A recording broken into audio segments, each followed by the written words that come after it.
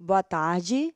Sejam bem-vindos, alunos do nono ano. Eu sou a professora Juliana e estamos no Centro de Mídia para apresentar a aula de Práticas Corporais da Aventura na Natureza. O professor Luiz Fernando irá conduzir a nossa aula. Vamos lá, professor? Boa tarde, alunos do nono ano. Boa tarde, Juliana. É um prazer tê-la conosco aqui, né? Obrigada. Então vamos ao início da nossa aula, né? Esse momento de isolamento que passamos aumenta a probabilidade de estresse e depressão. E quando percebemos, já adoecemos. Uma das maneiras de combater esses efeitos nocivos é a prática de atividade física. As práticas corporais liberam hormônios como a adrenalina e a noradrenalina, que dão a sensação de bem-estar e de prazer. E uma das maneiras que nosso organismo tende a aumentar a produção desse hormônio é quando temos a sensação de perigo e insegurança. E nada melhor para causar essas sensações do que as práticas corporais de aventura. Próximo. Então vamos lembrar um pouquinho as práticas corporais da aventura na natureza. Quais esportes radicais da natureza você conhece? Você se lembra das duas práticas corporais que vimos na aula passada? Qual equipamento é importante para a sua prática? Vocês vão ter 2 minutos para interagir. Interajam com o chat, que é muito importante esse momento para nós.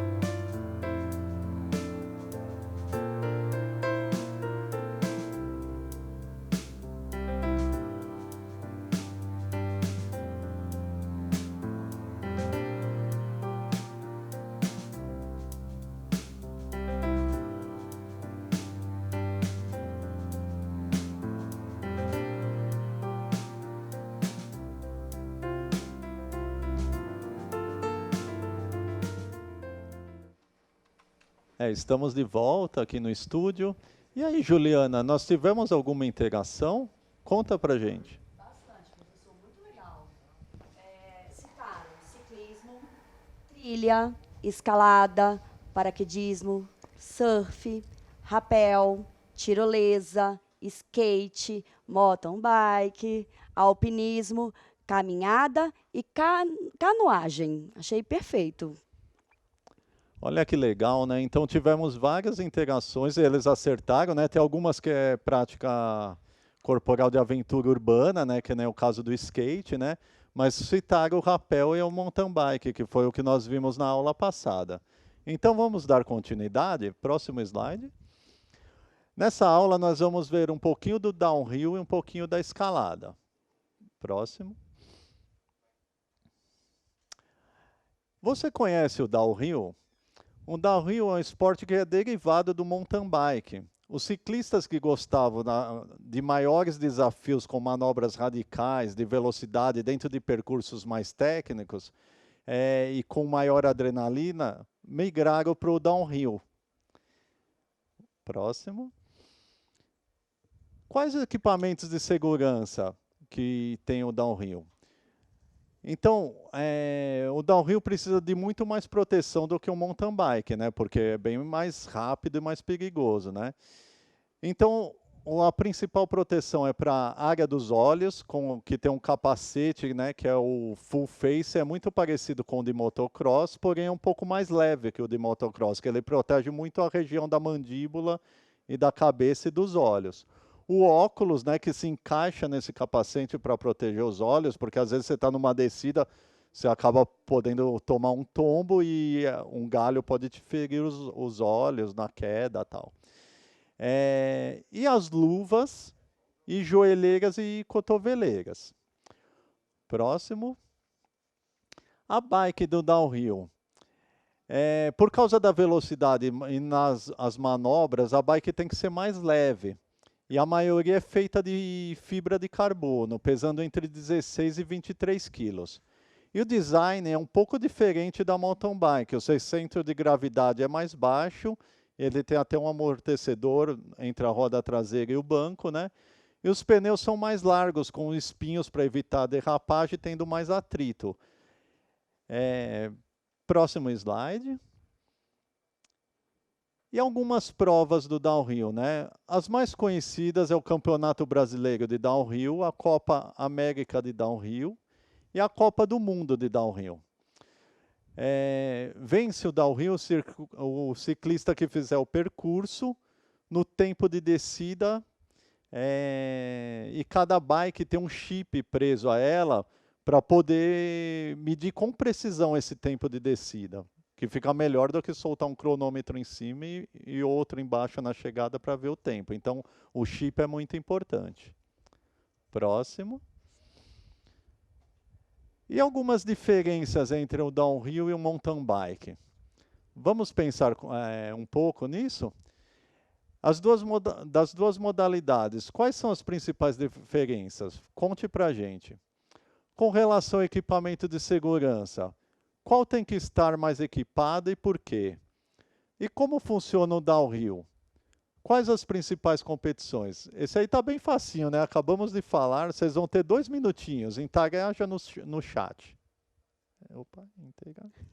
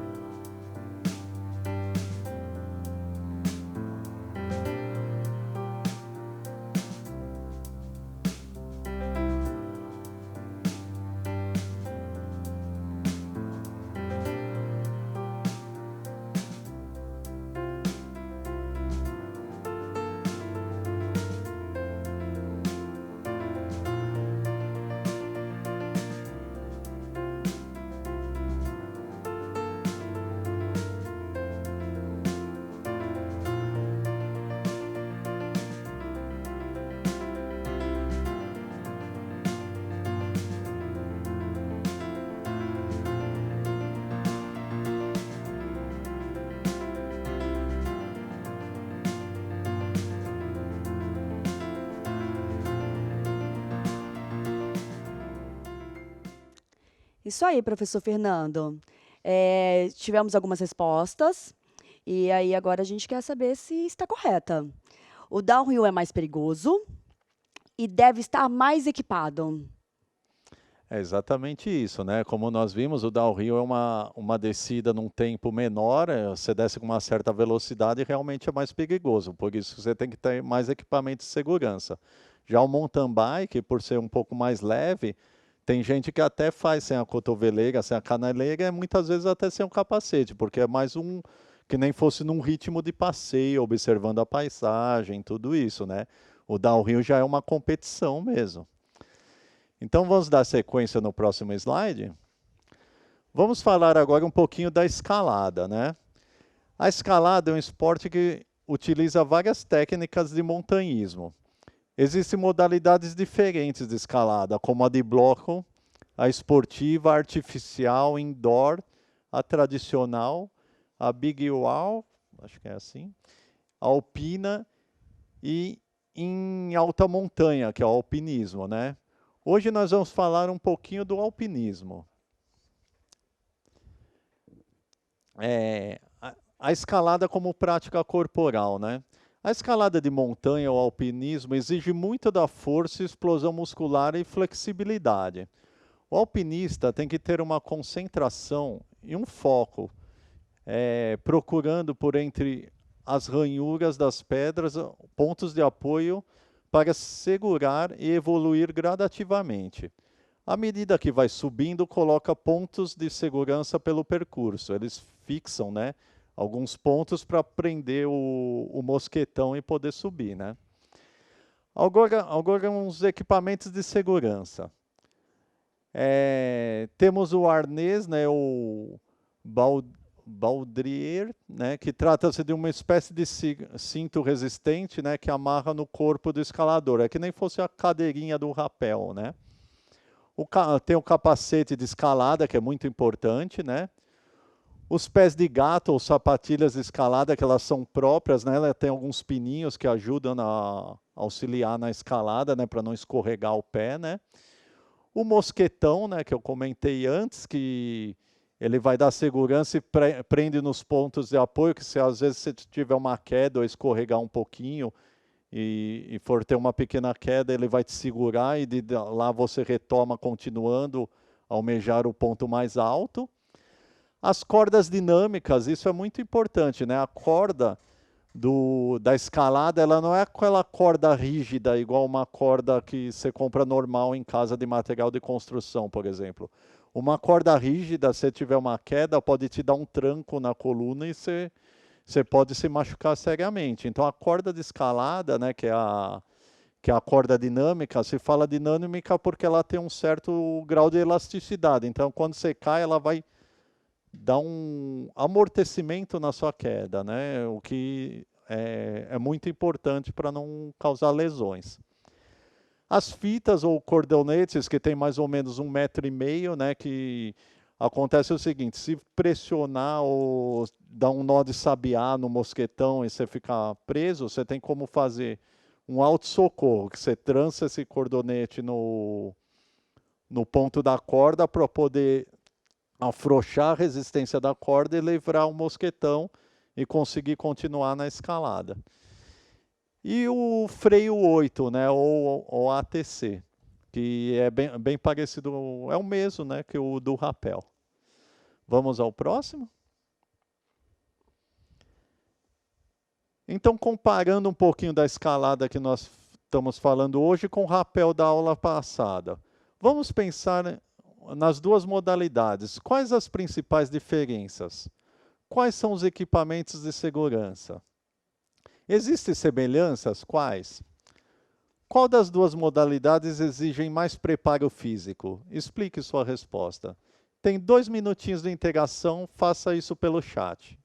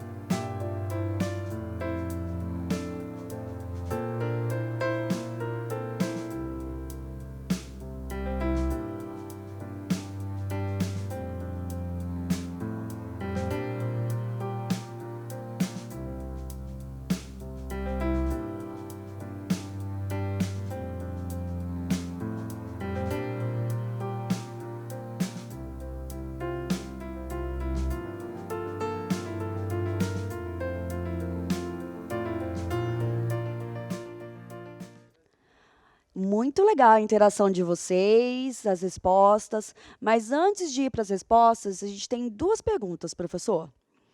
Quais os principais pontos de atenção do alpinista? E tem algum lugar específico para treinar o alpinismo sem utilizar as montanhas? Ah, são boas perguntas, né? Acho que o principal ponto de atenção do alpinista é ter foco e estar com o olhar sempre atento, porque assim, para um acidente, alguma coisa acontecer, basta um minuto de atenção. Então, o foco que você tem é procurar sempre observar com a visão periférica o entorno e procurando os pontos de ranhura para você conseguir fazer a melhor ancoragem para ir subindo gradativamente. Esse é o ponto de atenção. Quanto à prática, às vezes uma prática mais segura para você começar, né, seria nas academias indoor, né? Aqui perto mesmo, na rua de trás, nós temos a Casa de Pedra, que eu já fui uma vez, que é muito legal, que são pontos de escalada com dificuldades, graus de dificuldade. E conforme você vai evoluindo, você vai passando de um ponto para outro e aumentando gradativamente a dificuldade. E o pessoal da academia aqui do lado, eles são bem E atenciosos. legal que ficou mais popular mesmo, né? Porque tem alguns buffets infantis até, né? Que você tem aquela parede para as crianças brincarem. E é legal para introduzir isso desde o início. Essa vontade de participar desses esportes. Que às vezes dá um pouquinho de medo dos pais de deixar, mas aí a segurança. Eu acho muito legal permitir que eles vivenciem isso, né? Exa Temos agora as respostas das perguntas. ok. Equipamento dos dois é o capacete, rapel, ponte e alpinismo montanha, ou seja, o rapel pratica na ponte e o alpinismo na montanha. Falaram que o preparo físico é o alpinismo. E existe algum tipo de corda para cada modalidade? Aí já emendaram uma perguntinha aqui. Pode mandar mais coisa aí, gente. Vamos lá. Então, só retomando um pouquinho, né, o que você falou da prática da parede de escalada, nós tivemos duas escolas nossas, uma que tinha a parede de escalada vertical, né, e daí todo o equipamento de segurança era uma escola de ensino médio, só que hoje em dia a parede está desativada, porque essas paredes têm que ter uma certa manutenção e na época o professor que fez a parede acabou saindo da escola, e ficou faltando um pouco de manutenção. Uma outra era uma escola de anos iniciais de Fundi 1, que tinha uma parede de escalada horizontal, que a altura máxima de pôr a mão era 2 metros de altura e do pé 1,5 m. Então, nem precisava muito de equipamento de segurança, que uma queda de 1,5 m Eles estão acostumados. estão acostumados. Eles vivem pulando escada, pulando locais, né, fazendo parkour, né? Normal. Então é bem tranquilo. Quanto às respostas, né, realmente entre o rapel e a escalada, né, o rapel é feito não só em pontes, né, mas é que acho que associaram com a prática de rapel aqui na avenida, que eles ficam pendurados na ponte no fim de semana, né, na Avenida Sumaré, dá para ver bastante isso. Mas assim, o rapel também é feito na montanha, né? O que eu trouxe na aula passada é que o rapel é feito na montanha no seco, e o ponto mais difícil é no início do rapel, que você tem que jogar o corpo para trás e provocar o desequilíbrio. E tem o quenoísmo, que é feito, que é igual fosse o rapel, só que tem a queda d'água. Chega a um certo ponto que a água está caindo em você. Mas entre as duas práticas corporais, o que exige mais é o alpinismo, né? Então, acertaram. Parabéns para quem acertou, né? Exatamente, porque você vai precisar muita força para se pendurar e puxar o corpo para cima para evoluir um certo grau, prender, martelar lá o pontalete, prender o mosquetão, firmar o ponto de segurança para depois galgar um outro ponto e vai indo bem aos poucos, né? Tem todo um procedimento, né? Tem toda uma etapa, um passo a passo. Não é chegar lá e sair fazendo, né? Que o pessoal acha que é fácil, mas é muito interessante. Eu não sei se eu respondi todas as perguntas. Existe algum tipo de corda para cada modalidade? Ah, tá. Então, quando a corda, eu sei que tem uma... A corda, geralmente, quando você vai comprar, eles calculam mais ou menos com seu peso, altura, tem tudo isso. Sinceramente, eu vou dar uma pesquisada, mas eu não tenho conhecimento se tem outros tipos de escala que faz a diferença dessas cordas ou não. Mas eu pesquiso, numa próxima aula eu apresento para vocês, ou então eu mando a resposta pelo chat. Próximo, então vamos dar continuidade, próximo slide.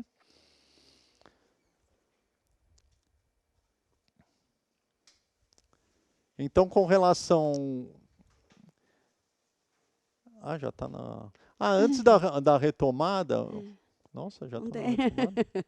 Nós vamos passar o vídeo da parede de escalada da aula anterior. Vocês, de repente, podem fazer em casa.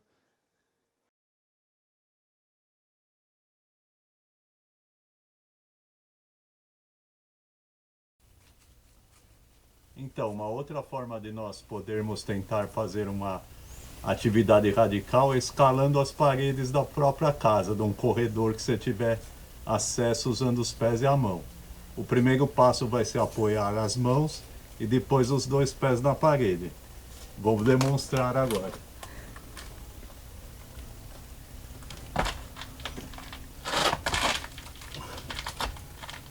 Eu tô meio fora de forma, mas acho que já deu para entender, não é?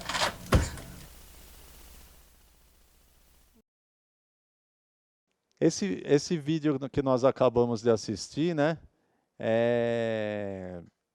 Foi o vídeo que nós passamos da aula passada sobre como dá para fazer um treinamento meio de escalada na sua casa, que é usando duas paredes e escalando uma certa altura,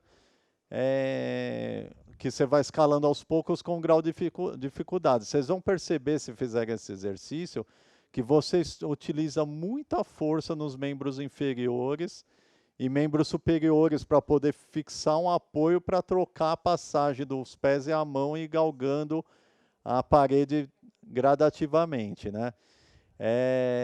E é bem interessante isso. Colocaram mais uma coisa aqui, professor Fernando. O alpinismo, corda, capacete, luvas e joelheiras. E a escalada, uma corda dinâmica. Então, acho que eles estão citando ainda alguns materiais que são utilizados nas duas modalidades.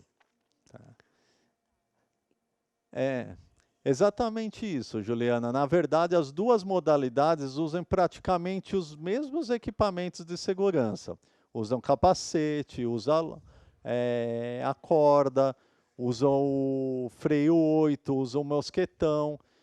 A única diferença é que uma você está descendo, e na verdade, que nem eu disse, a maior dificuldade é o desequilíbrio no início da descida. Depois que você está no paredão, já é bem mais tranquilo, né? Nesse caso é o rapel. E já a escalada usa os mesmos equipamentos, mas você vai galgando a montanha aos poucos, você vai subindo, elevando a sua altura na montanha e usa muita força corporal, principalmente de membros superiores e inferiores. Uma característica até dessa prática, até falo para os musculosos aí, vocês vão estar meio prejudicados, você não pode ser muito musculoso, muito maçudo, e você tem que ter mais uma flexibilidade maior, um alongamento maior. Às vezes você vai galgar um ponto que está muito distante. Não sei se vocês já viram o filme Missão Impossível, no início do filme, que ele se pendura de costas, né? E depois ele tipo faz uma rotação e pega um outro ponto. Perfeito. É perfeito. Lógico que aquilo foi num cenário. Mas nós temos uma francesa que me fugiu o nome nesse momento, que ela faz a escalada sem equipamento nenhum de segurança. E ela faz a escalada tanto em montanha como escalada urbana. Só retomando um pouco a parte do downhill, né? O, o, o downhill, antes da descida do downhill, quando é uma competição, o ciclista ele vai um período antes, ele faz todo o caminhar a pé pelo circuito, observando quais pontos ele pode fazer de manobra e pensando já em qual a dificuldade de manobra, que conta também notas essa dificuldade, e em quanto tempo ele vai conseguir terminar o percurso. Depois ele faz esse treino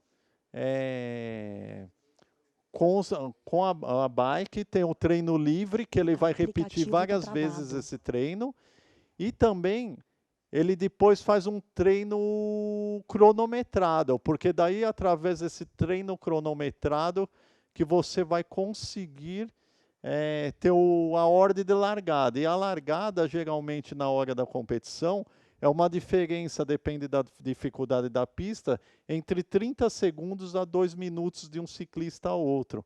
Então, vai meio que numa sequência. Libera um, já está sendo cronometrado. Daqui a pouco, atrás, vai outro ciclista.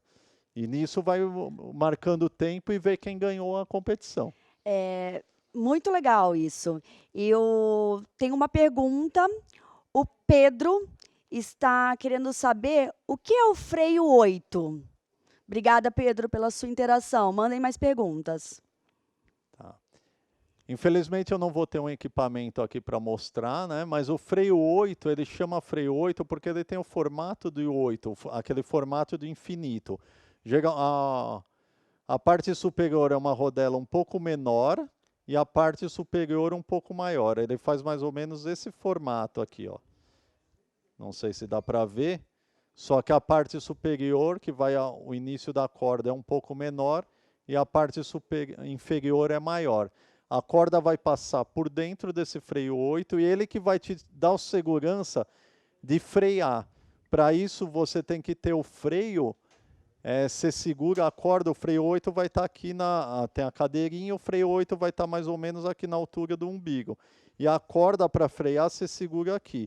Conforme você vai descendo, você vai liberando a corda, você vai afrouxando devagar, por isso que no rapel é importante a luva, porque você vai ter que segurar essa corda e ir freando. Ele é a sua segurança, através da liberação da corda que você vai descendo aos poucos. Já na escalada, o freio 8, na escalada tem também o freio 8 para dar uma segurança quando você faz a ancoragem.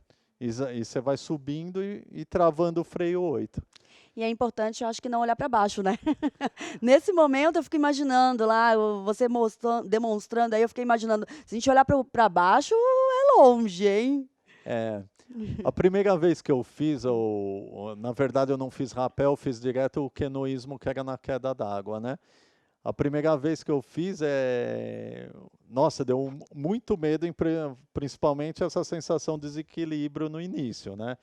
Mas, assim, depois que você está na rocha e que está já descendo uma certa altura, dá uma sensação de adrenalina mesmo, de liberdade, uma sensação tão boa que eu falei, não, eu preciso fazer mais vezes. E tanto é que eu fui várias vezes para Brotas, lá tem muitas atividades de práticas corporais na natureza, né? Eu fiz rafting, fiz o quenoísmo, fiz tirolesa, fiz várias atividades e tem várias equipes, né? Que te dão toda a assessoria para essa prática. De repente, depois dessa parte do Covid, quem sabe nós marcamos um dia para ir lá num final de semana fazer práticas corporais na natureza. Paraquedismo, lembra? Está prometido, o professor prometeu aqui, antes nos bastidores aí. É muito legal o que os alunos estão comentando. Eles estão perguntando se escalada na cachoeira. Eles queriam saber mais sobre aquele ponto que você falou da escalada, que tem um momento que começa a queda d'água. Eles gostariam de saber de que maneira que é a escalada e a descida também, se existe. Na verdade, a escalada que na verdade é a parte da cachoeira é o quenoísmo, né? Não tem escalada na cachoeira, porque a cachoeira, como molha, as pedras são muito escorregadias. Então, ficaria perigoso você estar escalando, sua mão pode escorregar. Tanto é que os alpinistas eles passam aquele pó na mão, fugiu o nome? É a mesma parafina Não, ou aquele que usa na é o da ginástica? ginástica, fugiu o nome. Fugiu. Eles passam pó na mão porque para tirar o suor da mão e você conseguir fazer a escalada sem risco de escorregar. Numa queda d'água, se você pegar num ponto que está molhado, a sua mão vai escorregar, você não tem firmeza para segurar. Então, ou mesmo para apoiar o pé. O que eu falei da queda d'água, que é o quenoísmo, é bem parecido com o rapel. Você também tem a sensação de desequilíbrio e você vai descendo aos poucos. Chega um certo momento, depois de 1 metro de descida, 1,5 metros, que começa a água a bater na rocha e espirrar em você. E essa sensação de adrenalina que você sente é bem gostosa. Legal. Por enquanto acabou aqui. Pessoal, mande mais aí, mandem mais comentários, mais perguntas. Vamos lá? Você comentou um pouquinho da parte do salto, né? De paraquedas. Realmente eu tenho muita vontade de saltar de paraquedas, mas ainda não tô treinando a coragem para isso, né? Ah, Mas qualquer dia tem que marcar de ir para Boituva fazer um salto de paraquedas. De repente eu faço primeiro um salto duplo para depois ir para um treinamento para saltar individual. ó, os alunos estão ajudando a gente aqui, ó, muito legal. Falaram que é magnésio, o pó utilizado na ginástica. Está Muito vendo? bem. Quem tem alunos tem tudo. Olha só como nossos alunos são inteligentes. Realmente, eu não lembrava o nome do pó, é pó de magnésio para tirar o suor das mãos. E ele que ajuda na parte da escalada ou então na parte da ginástica. Pessoal, nós deixamos essa aula para vocês trazerem mais integrações e para ficar que nem fosse um ritmo de bate-papo mesmo com vocês. Então, a integração de vocês no chat é muito importante. Quem tiver mais algumas perguntas, pode enviar para a gente que nós vamos respondendo diretamente no ar, aqui ao vivo para vocês, tá bom?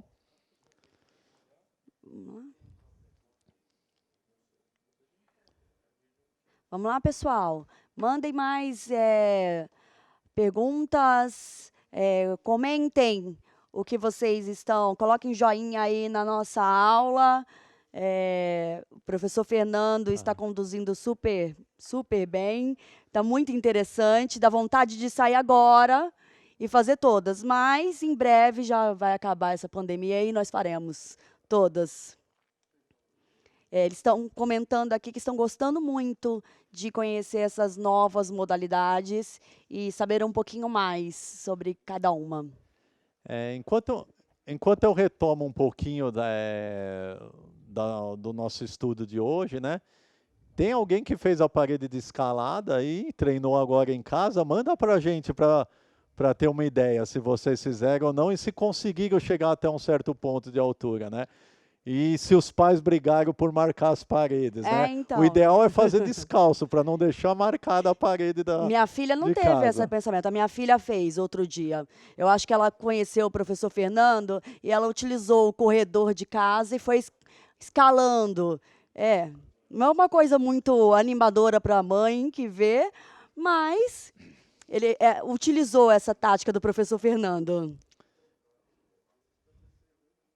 Então, retomando um pouquinho, pessoal, nós podemos perceber que as práticas corporais de aventura na natureza proporcionam para a gente aquela sensação de liberdade, a produção aumento de produção da adrenalina, da noradrenalina, da serotonina, Todos esses hormônios que dão aquela sensação de prazer e satisfação na gente.